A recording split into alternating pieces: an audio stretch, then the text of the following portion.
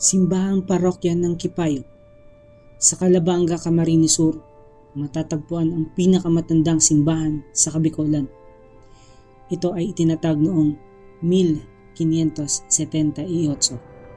o 1578 ng mga misyonaryong Pransiskano na sina Fraile Pablo de Jesus at Bartolome Luis.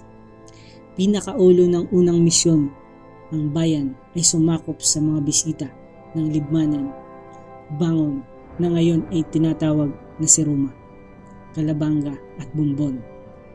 Hanggang sa ang mga ito ay nagsarili noong taong 1687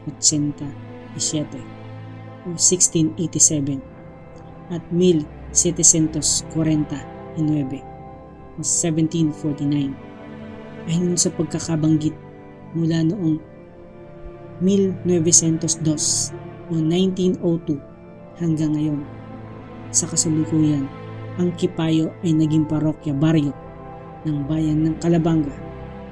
Buhat sa orihinal na lipa at kahoy, ang kasalukuyang simbahang tisa ay ipinatayo sa pamahalaan ni Fraile Francisco Toberia noong 1616 o 1616. Gayunman, ang harapan ng simbahan ay nagiba noong 1949 o 1949 dahilan sa malakas na pag-ulan.